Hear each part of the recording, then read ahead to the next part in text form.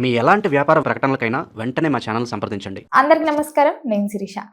ముందుగా అందరికీ శ్రీ పరాభవనామ సంవత్సర ఉగాది శుభాకాంక్షలు. ప్రస్తుతం మనతో పాటు ఉన్నారు ప్రముఖ ఆధ్యాత్మికవేత్త శ్రీ శ్రీ నిత్య విద్యానంద భారతీ స్వామి గారు. గురుగారితో మాట్లాడదాం. నమస్కారం గురుగారు. నమస్కారం. గురుగారు, ముందుగా మీకు ఉగాది శుభాకాంక్షలు అండి.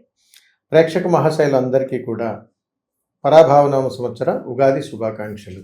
గురుగారు, ముఖ్యంగా మనకి ఉగాది అనగానే మన తెలుగు ప్రజలకు గుర్తుకొచ్చేది జాతకాలు చూపించుకుంటారు. ఈ సంవత్సరం మాకు ఎలా ఉంది, ఎలాంటి పెట్టుబడులు పెట్టవచ్చు, ఏ విధంగా నష్టపోతాం, ఏ విధంగా మనకు అభివృద్ధి ఉంటుందని చూసుకుంటూ ఉంటారు. సో ముఖ్యంగా చూసుకుంటే మరి ద్వాదశ రాశులైన ధనుసు రాశి వారికి ఈ సంవత్సరం ఎలా ఉండబోతుందంటారు? ఆరోగ్యపరంగా, ఆర్థిక పరంగా ఎలా ఉంటుందంటారు?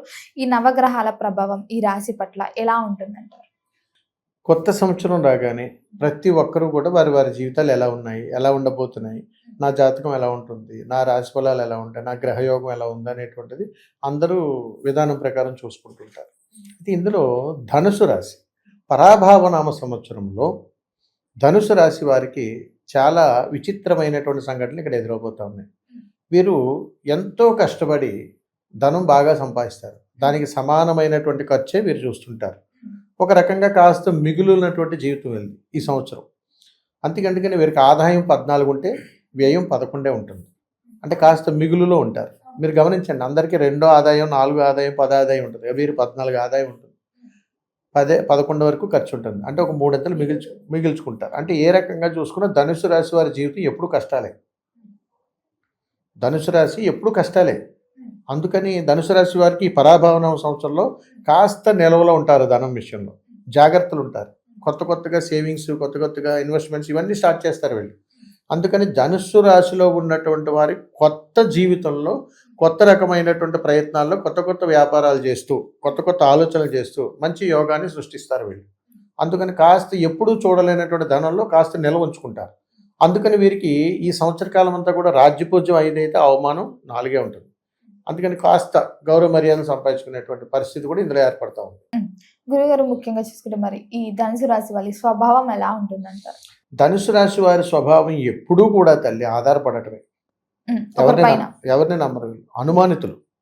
ప్రతి విషయంలోనూ అనుమానం ఎక్కువ ఉంటుంది ధనుసు రాశి వారికి వారు చేసే దాని మీద నమ్మకం, చేసే ప్రతి పని మీద మళ్ళీ అనుమానం, కరెక్టా కాదా, ఎదుటి వాళ్ళ మీద అనుమానం, ఏది పూర్తిగా నమ్మిచావరు. అక్కడ వచ్చిన సమస్య. అందుకని వీళ్ళు ఏం చేసినా కానీ నమ్మకాన్ని కోల్పోతుంటారు. ఇప్పుడు ఉదాహరణకి ఏదైనా ఒక 100 రూపాయలు ఖర్చు పెడదామని అనుకుంటారు. ఖర్చు పెడదాన్ని ప్రిపేర్ అయిపోయి లాకర్లోంచి తీసి జేబులో పెట్టుకుని బయలుదేరుతారు. తిరిగి మళ్ళీ 100 రూపాయలు ఇంటికి తీసుకొచ్చేస్తారు. మరి విద్యార్థులకు ఎలా ఉంటుందంటారు ఈ సంవత్సరం? విద్యార్థులకు ధనుసు రాశిలో ఉన్నటువంటి వాళ్ళకి మిశ్రమమైనటువంటి ఫలితాలు. ఇందులో విద్యార్థినులకే బాగుంటుంది. విద్యార్థుల కంటే అమ్మాయిలకి బాగుంటుంది. అమ్మాయిలకు చాలా బాగుంది. చదువుల పట్ల, వారి యోగ్యత పట్ల అన్ని రకాలుగా మంచి గుర్తింపు. అప్పుడు పిల్లలకి చాలా మంచి యోగాన్ని అయితే ఉందని చెప్పొచ్చు. గురుగారు, ముఖ్యంగా మరి వివాహ యోగం ఉందంటారా? వివాహ యోగాలు ధనుసు రాశిలో ఉన్నటువంటి ఆడపిల్లలకు కళ్యాణ ప్రయత్నాలు చేయొచ్చు. చక్కగా సక్సెస్ అవుతారు. మగపిల్లలకి వివాహ సంబంధాలు కుదరడం ఆలస్యం అవుతుంది. ఉద్యోగ వ్యవస్థలో ఉన్న వారికి ఎలా ఉంటుందంటారు? ఉద్యోగం మారాలి అనే ఆలోచన ఉన్న వారికి ఈ ఏడాది కలిసి వస్తుందండి. ఇక్కడ సమస్య ఏంటంటే ధనుసు రాశి వాళ్ళకి స్థిరత్వం ఉండదు. ఫస్ట్ అది ఏ ఉద్యోగంలో సంతృప్తిగా ఉంటారండి. 1 సంవత్సరం, సంవత్సరన్నర, 6 నెలలు ఇట్లా మారిపోతూనే ఉంటారు వీళ్ళు. ఈ పరాభవన సంవత్సరం ఇంకా దారుణంగా ఉంటుంది వీళ్ళ పరిస్థితి. ఉద్యోగాల్లో చేసేవాళ్ళు అయితే వెంటనే డిసిషన్ తీసుకుంటారు. తొందరపడి నిర్ణయాలతో రిజైన్ చేస్తారు, బయటకు వచ్చేస్తుంటారు. మళ్ళీ అక్కడక్కడే తిరుగుతుంటారు. ఇలాగ సమయాన్ని వృధా చేసుకునేటువంటి ప్రయత్నం ఈ పరాభవన సంవత్సరంలో ధనుసు రాశి వారికి ఉంది. మొదటి పరమార్థం 6 నెలలు ఎలా ఉందంటారు వీళ్ళకి? మొదటి 6 నెలలు ధనుసు రాశి వాళ్ళకి సర్వసాధారణంగానే ఉంది. తర్వాత ద్వితీయార్థంలో ఉన్నటువంటి 6 నెలలు కూడా వీరికి చాలా బాగుందని చెప్పొచ్చు. ఎందుకనంటే వీళ్ళంతా నిరుత్సాహంతో ఉంటారు. తర్వాత కలిసి వస్తుంటుంది నెమ్మదిగా. అక్కడ కాస్త వీళ్ళు పట్టుదలతో గట్టిగా ఉంటే వీళ్ళు ఏదైనా చేయొచ్చు. నిరుత్సాహపడకూడదు. ఇంకా మొదటి 6 నెలలు మాత్రమే నిరుత్సాహం వీళ్ళకి. ద్వితీయార్థంలో చాలా బాగుంది. సంతాన యోగం ఉందంటారా? ధనుసు రాశి వారికి ద్వితీయార్థంలో సంతాన యోగం ఉంది. ప్రథమార్థంలో అంత ఉండదు. తల్లిదండ్రులు పిల్లల పట్ల ఎలాంటి జాగ్రత్తలు తీసుకోవచ్చు అంటారు ఈ ఏడాదిలో? అయితే ఇక్కడ ఒక చిన్న సమస్య ఏర్పడతా ఉంది. ధనుసు రాశిలో ఉన్నటువంటి పిల్లలకు జూదము అలవాట్లు అయ్యేటువంటి అవకాశాలు ఉన్నాయి. ఆడటం, కొత్త చెడు అలవాట్లు, మందు వ్యసనాలకి ఇవన్నీ బారిన పడేటువంటి అవకాశాలు ఉన్నాయి. కాస్త తల్లిదండ్రులే కనిపెట్టుకుని ఉండాలి ఈ సంవత్సరం. ఎందుకంటే ధనుసు రాశి వారు ఎక్కువగా జూదం పట్ల షార్ట్ కట్లు ఈజీ మనీకి ఎక్కువ ఆకర్షితులు అవుతుంటారు. అదొకటి చాలా ప్రమాదం వీళ్ళకి.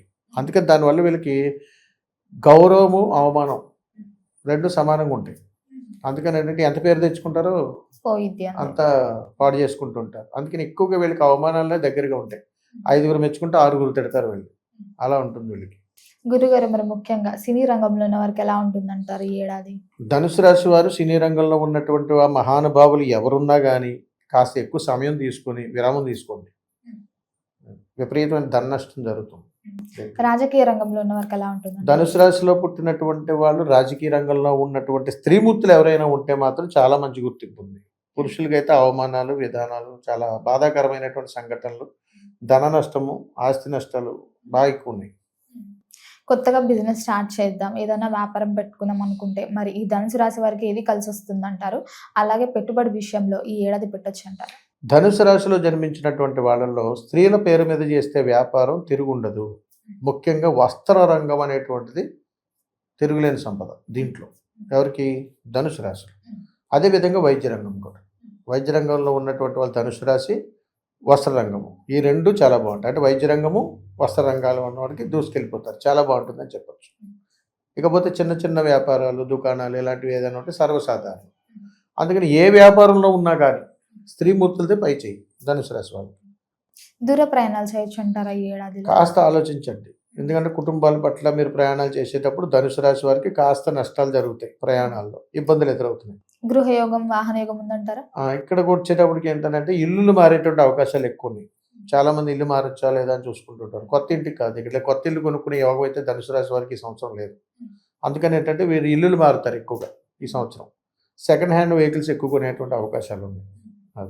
గురుగారు ముఖ్యంగా ఎవరైనా విదేశాలకు వెళ్ళాలని చూస్తారు, అక్కడ చదువుకోవడానికైనా సెటిల్ అవ్వడానికైనా. సో ముఖ్యంగా చూసుకుంటే మరి విదేశీ యోగం ఉందంటారా వీరికి? ధనుసు రాశి వారికి విదేశీ యోగం అనుకూలంగానే ఉంది. వెళ్ళొచ్చు. చక్కగా యోగకరమైనటువంటి అనుగ్రహాన్ని వీళ్ళు పొందుతారు. అందులో డౌట్ ఏం లేదు. ఎందుకంటే విద్యార్థులకు కాస్త ఆశాజనకమైనటువంటి ఫలితాలు ఉన్నాయి కాబట్టి ఇక్కడ కూడా అవకాశం ఉంటుంది. ఎవరైతే ధనుసు రాశిలో ఉన్నవారు గవర్నమెంట్ జాబ్స్ ట్రై చేస్తున్నారో వారికి జాబ్ కొట్టే ఛాన్సెస్ ఉన్నాయంటారా ఈ ఇయర్ లో? ధనుసు రాశి వారు ప్రభుత్వ ఉద్యోగ ప్రయత్నాలు కానీ చేస్తే పురుషుల కంటే స్త్రీలకు ఎక్కువ యోగం ఉంది. అందుకని మహిళలు ఎవరైనా ప్రభుత్వ ఉద్యోగాన్ని ప్రయత్నం చేసి ధనుసు రాశి ఉన్న వాళ్ళైతే చాలా కాన్ఫిడెంట్గా మీరు ముందుకెళ్ళిపోవచ్చు. గురుగారు ముఖ్యంగా ఈ రోజుల్లో చాలా మంది అనుకుంటుంటారు మా లైఫ్ లో ఒక టర్నింగ్ పాయింట్ వస్తే బాగుండు, ఏదైనా లక్ కలిసి వస్తే బాగుండు, ఏదైనా ఫేవర్ వస్తే బాగుండు మాకని. మరి ఈ ధనుసు రాశి వారికి ఇలాంటి యోగాలు ఏమన్నా కలిసి వస్తాయి అంటారా ఈ ఏడాది? పరాభవనామ సంవత్సరంలో ధనుసు రాశి వారికి కలిసి వచ్చేటువంటి మాసం కేవలం నవంబర్ మాత్రమే. ఒక నెలే. మీరు అడిగినటువంటి ఏదైనా ఆకస్మికంగా యూటర్న్ అయ్యేటువంటి సిచ్యువేషన్ పరాభవన సంవత్సరం మొత్తంలో వీరు కలిసి వచ్చేటువంటి మాసం 2026 నవంబర్లో.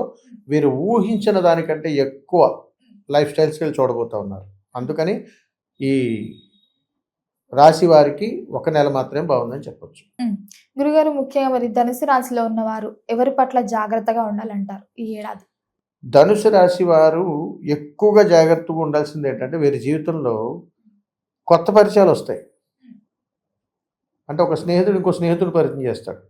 వారితో ఎక్కువ లౌకికంగా వెళ్ళి మోసపోతారు మొట్టమొదటిది. అలా తెలిసిన వాళ్ళు పరిచయం అవుతారు, వారికి అప్పిచ్చి మోసపోతారు.